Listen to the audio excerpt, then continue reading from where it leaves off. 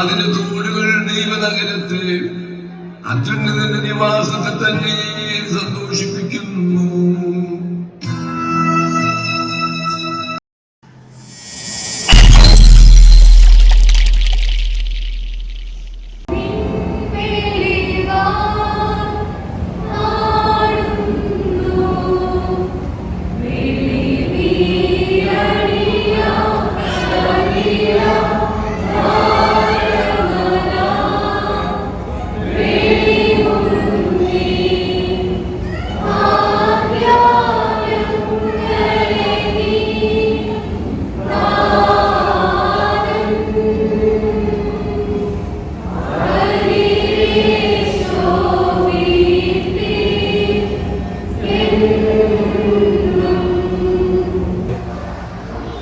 ഇന്ന് വിശുദ്ധ കുർബാനത്തെ വായിച്ച വിശുദ്ധ വേദഭാഗം ആസ്പദമാക്കി വന്ദനായ ഡോക്ടർ ടി ജി ജോഷുവച്ചനെ അനുസ്മരിച്ചുകൊണ്ട് അപ്പോൾ മനസ്സിൽ വന്ന ചില കാര്യങ്ങളൊക്കെ ഞാൻ പറഞ്ഞത് ആരാധനയിൽ പങ്കെടുത്ത എല്ലാവരും കേട്ടതാണ് എന്ന് ഞാൻ ഉറച്ച് വിശ്വസിക്കുന്നു. അതുകൊണ്ട് തന്നെ ഇനി ഞാൻ മുന്നോട്ട് അധികം പറയേണ്ടതില്ല. ഇപ്പോൾ എന്നാണ് പ്രധാനം. സഹായകർത്തന്മാരല്ലാതെ പൗരസ്ത്യ കാതോലിക്കമാർ നേരിട്ട് ഭരണം നടത്തിയപ്പോഴും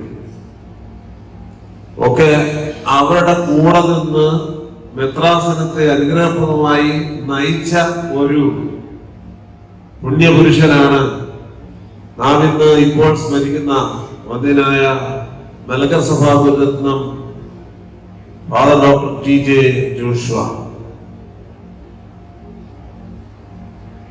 ഞാൻ മനസ്സിൽ ചിന്തിച്ചത്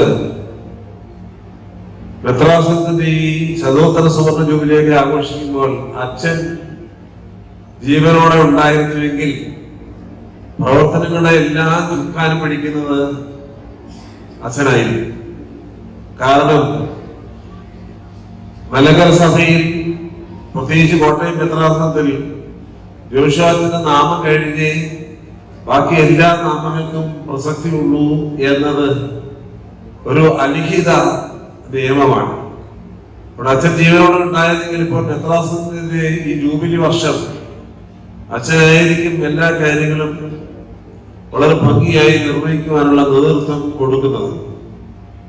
ഭദ്രാസന മെത്രാപ്പോലീത്ത ഉൾപ്പെടെ താഴെയുള്ള എല്ലാവർക്കും കൃത്യമായ ഉപദേശങ്ങൾ, ചില സമയത്ത് ശാസനകൾ ഒക്കെ നൽകി നേതൃത്വം നൽകുവാനായിട്ട് ബഹുമാനപ്പെട്ട അച്ഛന് നല്ലതുപോലെ അറിയാം. വിമർശിച്ച് പറയേണ്ട സമയത്ത് വിമർശിച്ച് തന്നെ കൃത്യമായി പറഞ്ഞിരിക്കും. പക്ഷെ അത് ക്രിയേറ്റീവായിരിക്കും. വളരെ ക്രിയേറ്റീവായ രീതിയിൽ കാര്യങ്ങൾ പറഞ്ഞു തരുന്ന ഒരു നല്ല പിതാവാണ്. മെത്രാസനത്തിന് സഹായ മെത്രാപ്പോലീത്തയായും തുടർന്ന് മെത്രാപ്പോലീത്തയായും ഒക്കെ ബലഹീന ഞാൻ ഇവിടെ ശുശ്രൂഷിക്കുന്ന സമയത്ത് എന്തെങ്കിലും എനിക്ക് ബുദ്ധിമുട്ടുകൾ നേരിടുമ്പോൾ ഞാൻ ഓടി എത്തുന്നത് അച്ഛന്റെ അടുത്തേക്ക് ആയിരുന്നു. കുറച്ചു നേരം അച്ഛന്റെ അടുത്ത് നിന്ന് ചെലവഴിച്ചു കഴിഞ്ഞാൽ പിന്നെ നമുക്ക് ലഭിക്കുന്നത് ഒരു പ്രത്യേക ഊർജമാണ്. ആ ഊർജം സംഭരിച്ചുകൊണ്ടാണ് പിന്നീട് നമ്മുടെ മുന്നോട്ടുള്ള യാത്രകൾ നാം തുടരുന്നത് എന്നത് ഒരു യാഥാർത്ഥ്യമാണ്. ഭാഗ്യസ്മരണാഥനായ എനിക്ക് നേരിട്ടുള്ള അനുഭവങ്ങൾ ഇല്ലാത്തതുകൊണ്ട് എനിക്കത് പറയാനായിട്ട് സാധിക്കുന്നില്ല. എങ്കിലും ബഹുമാനപ്പെട്ട അച്ഛനിൽ നിന്ന് കേട്ടത് വെച്ച് ബഹുമാനപ്പെട്ട അച്ഛൻ വളരെ ഭംഗിയായി അത്യാവശ്യം വേണ്ട ഗൈഡൻസ് നൽകി ആണ് ഞങ്ങളെയൊക്കെ സ്നേഹിച്ചിരുന്നത് എന്നതൊരു യാഥാർത്ഥ്യമാണ്. മലങ്കര സഭയിലെ പൗരസ്ത്യ കാതോലിക്കമാർ തുടങ്ങി ഈ അടുത്ത സമയം വരെ പഠിച്ചിറങ്ങിയ വൈദികർ എല്ലാവരും ബഹുമാനപ്പെട്ട അച്ഛന്റെ ശിഷ്യരാണ്. ഏറ്റവും കൂടുതൽ ശിഷ്യഗണമുള്ള മലങ്കര സഭയിലെ ഒരു വൈദികനാണ്. അത്രയും അതുല്യത വേറെ ആർക്കെങ്കിലും ഉണ്ട് എന്ന് അവകാശപ്പെടുവാനായിട്ട് പറ്റുന്നില്ല. വന്ധ്യനായ ജോഷുവച്ചൻ അങ്ങനെയായിരുന്നു ഉണ്ടായിരുന്നത്. അതുകൊണ്ടാണ് മെത്രാസനത്തിന്റെ ശതോത്തര സുവർണ ജൂബിലി ആഘോഷിക്കുമ്പോൾ വളരെ അധിക കാലം ഈ മെത്രാസനത്തെ നയിച്ച ഈ പുണ്യപിതാവിന്റെ സ്മരണയിൽ തന്നെ ഒരു പ്രത്യേക സമ്മേളനം അദ്ദേഹത്തെ സ്മരിച്ചുകൊണ്ട് ആരംഭിച്ച് സുവർണ ജൂബിലിയുടെ മറ്റു പദ്ധതികളിലേക്ക് പ്രവേശിക്കാമെന്ന് കരുതിയത്. നിരവധി പ്രാവശ്യം പല സമ്മേളനങ്ങളിലും ഒരുമിച്ച് കാണുവാൻ സാധിച്ചിട്ടുണ്ട്, ഒരുമിച്ചായിരിക്കുവാൻ സാധിച്ചിട്ടുണ്ട്. ഇവിടെ സൂചിപ്പിക്കപ്പെട്ടതുപോലെ സഭൈക്യ പ്രവർത്തനങ്ങളിൽ യോശുവാത്തിന്റെ നിർണായകമായ സാന്നിധ്യവും പങ്കാളിത്തവും അഭിമന്യ ഭൗമത്തിന് പിതാവുമായി ഉണ്ടായിരുന്ന വളരെ ആഴമായ കൃത്യമായ ബന്ധം, പ്രത്യേകിച്ച് സഭൈക്യ പ്രവർത്തന മേഖലയിൽ